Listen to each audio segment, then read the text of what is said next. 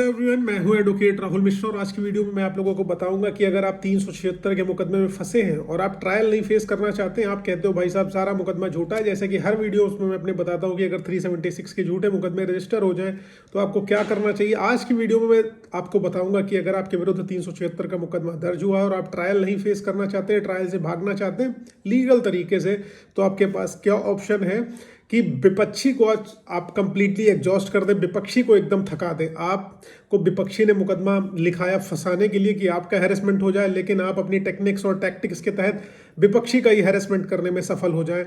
वो क्या टेक्निक है डिटेल में बताता हूँ, लेकिन देखिए एक चीज़ ध्यान रखिएगा, जो भी मैं बता रहा हूँ वो केस टू केस डिफरेंट होती है, हर केस में एक जैसी प्रकृति नहीं होती है। एक जर्नल एस्पेक्ट में आप लोगों को बता रहा हूँ। बेटर सजेशंस के लिए आप अपने लॉयर से कंसल्ट करें, और जो मेरे क्लाइंट है डेफिनेटली मेरा नंबर उनके पास अवेलेबल है और डिस्क्रिप्शन में भी रहता है, आप मुझसे डायरेक्ट संपर्क भी कर सकते हैं। लेकिन बिना व्हाट्सएप पर कंफर्मेशन के बिल्कुल कॉल ना करें, क्योंकि डायरेक्ट कॉल टेकअप नहीं हो पाएगी। चलिए हम लोग वीडियो स्टार्ट करते हैं। देखिए, जैसे 376 की झूठी FIR हो आपके विरुद्ध, क्योंकि जानते ही हो 376 में पुलिस कोई इन्वेस्टिगेशन नहीं करती, कोई एविडेंस लड़की से नहीं मांगती, वो सीधे पुलिस स्टेशन जाती है, FIR रजिस्टर उसकी बहुत ईजिली हो जाती है। हालांकि जो सही लड़कियां हैं जो फॉल्स केसेस नहीं लिखाती, वो बेचारी परेशान है, उनकी FIR लिखना बहुत कठिन काम हो जाता है, बहुत दुर्लभ और दुर्गम काम उनके लिए हो जाता है। लेकिन जिनको फॉल्स लिखाना है, 50 तो टेक्निक और टैक्टिक्स वो लोग अपनाते हैं, थाने पे खड़े हो जाएंगे, कहेंगे दरोगा खुद को फूंक लेंगे, दरोगा साहब डर के हमारे FIR लिख लेते हैं कि मीडियाबाजी हो जाएगी, हम सस्पेंड हो जाएंगे कि 376 की FIR हम नहीं लिख रहे थे।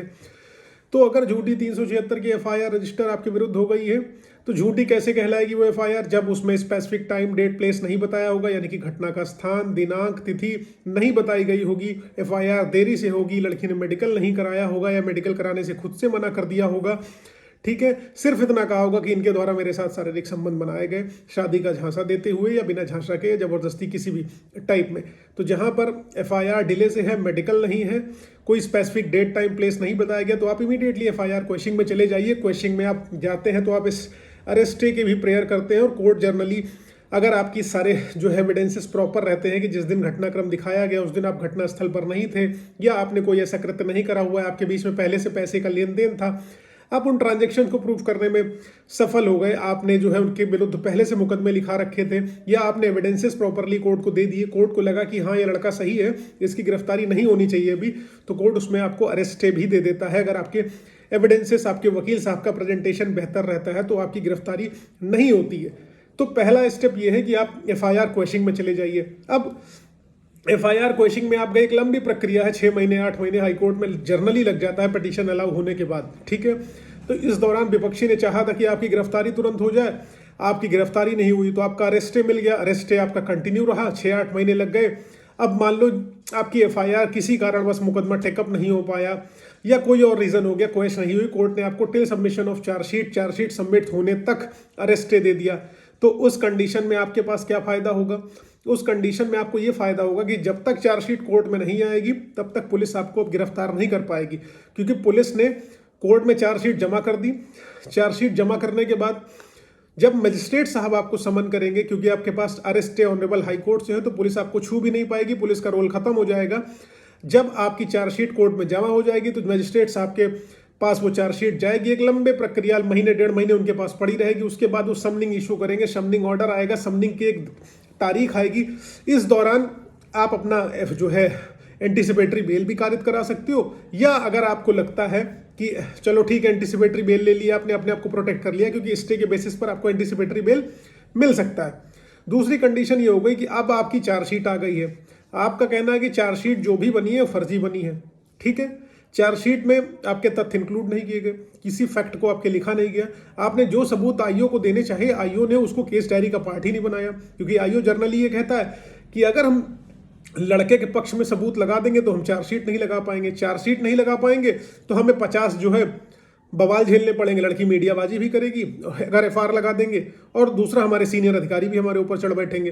तो आईओ जर्नली क्या करता है, लड़के के किसी भी एविडेंस को केस डायरी का पार्ट नहीं बनाता है, सब कुछ मुखबिर खास की सूचना पर लिख देता है, उसके लिख देता है कि इनके विरुद्ध आरोप जो है बखूबी साबित हुए पाए जाते हैं, ठीक है। तो उस कंडीशन में आपकी चार्जशीट लग गई। अब आपके पास सब कुछ तथ्यात्मक रूप से मौजूद है कि CDR आपने निकलवाने के लिए आईओ को एप्लीकेशन दरी, आईओ ने एप्लीकेशन आपकी ली लेकिन सीडीआर नहीं निकलवाई। आपने उनके अधिकारियों को भी लिखा कि सीडीआर निकालो, सीडीआर से क्लियर हो जाएगा कि हम सेट लोकेशन पर थे ही नहीं, हम विदेश में थे या दूसरे शहर में थे और हमने एक अपराधकारी थी नहीं किया। आप ये प्रूफ कर ले गए जब अपनी चार्जशीट में, ठीक है, आप तुरंत सीधी सी बात है चार्जशीट क्वेश्चन में चले जाओ। चार्जशीट क्वेश्चन में चले गए, आपने लटका दिए 3 साल 4 साल, मोटा मोटा मान के चलिए 2-2 साल तक तो नंबर ही नहीं आ पा रहा। अगर आप चार्जशीट क्वेश्चन में चले गए, आपका मैटर एक बार टेकअप हो गया, आपका सिस्टम क्या हुआ, एक बार टेकअप हो गया, प्रोसीडिंग स्टे नीचे हो गया, तो नीचे ट्रायल नहीं चलेगा। एफआईआर क्वेश्चन की स्टेज पे भी आ जाओगे तो भी प्रोटेक्शन है आपकी। नीचे चार्जशीट क्वेश्चन पे स्टेज आ गए, क्योंकि चार्जशीट आने के बाद मजिस्ट्रेट साहब समन करते हैं, समनिंग ऑर्डर जब आपके पास आता है आपको पेश होना रहता है। अगर आपकी एंटीसिपेटरी बेल नहीं है इस दौरान, तो आप जब समन करे जाओगे तब आप गिरफ्तार कर लिए जाओगे। इसलिए इमीडिएटली चार्जशीट को चैलेंज कर दो।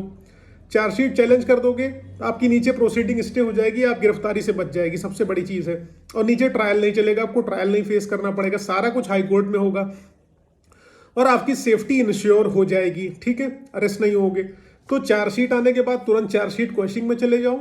इसमें भी एक लंबा प्रक्रिया है, बहुत सारा समय इसमें लग जाएगा। हर केस टू केस डिफरेंट है कि कितना टाइम लगता है और कोर्ट के ऊपर वर्कलोड है कितना ज़्यादा, वो कोर्ट के ऊपर निर्भर करता है। अब मान लो आप चार्जशीट क्वेश्चन में चले आए, पहला एफआईआर क्वेश्चन में चले गए, दूसरा आप चार्जशीट क्वेश्चन में चले गए।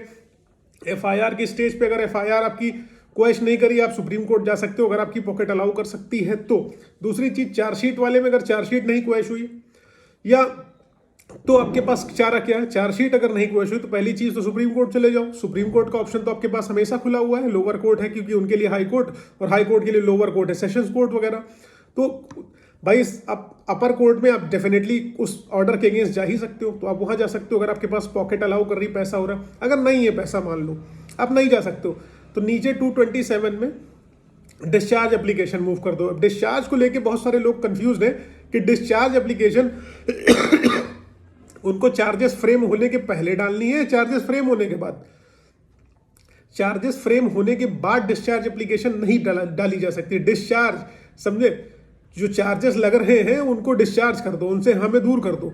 तो डिस्चार्ज एप्लीकेशन 228 सीआरपीसी में और जो चार्जेस फ्रेम होते हैं 228 सीआरपीसी में। तो डिस्चार्ज हमेशा चार्जेस फ्रेम होने के पहले आप फाइल करिए। अब डिस्चार्ज एप्लीकेशन आपने मूव कर दी, वहां पर भी एक लंबा समय निकल गया, उस पर आर्ग्यूमेंट हो गया, जजमेंट आएगा, सारी चीजें होंगी, आपकी प्रोटेक्शन वहां से भी हो गई।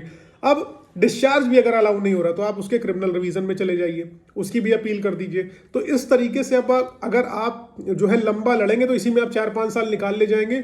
विपक्षी को आप झिला देंगे, जिस मुकदमे को विपक्षी ने लिखाया था आपका हैरेसमेंट करने के लिए, आप क्योंकि डेफिनेटली जाओगे उस मुकदमे को लड़ने के लिए हाई कोर्ट में या अदर कोर्ट में या अदर प्रोसेसेस करोगे, तो उसमें आपका पैसा खर्च होगा, तो विपक्षी का भी कहीं ना कहीं पैसा खर्च होगा। तो विपक्षी इसमें आपसे कहेगा भैया हमको नहीं लड़ना, चीजें हम लोग खत्म करते हैं। ये कंडीशन आ जाएगी। हालांकि डायरेक्ट कॉम्प्रोमाइज तो 376 में है ही नहीं, या किसी अन्य जो है crime against women and child में नहीं है। जो मैंने आपको प्रक्रिया बताया, अगर ट्रायल नहीं फेस करना चाहते हो, चाहे वो 376 का हो, चाहे 498 का हो, या किसी मैटर का हो, अगर आपको ट्रायल नहीं फेस करना है, मुकदमे से बचना चाहते हो, आप ट्रायल नहीं फेस करना चाहते हो, जानते हो कि पनिशमेंट हो सकती है क्योंकि इसमें आंख बंद करके भी सजा हो जाती है, तो उस कंडीशन में आप ये सारी प्रक्रिया को अपना के अपने आप को प्रोटेक्ट कर सकते हो। उम्मीद है जानकारी पसंद आई, समझ में आई है।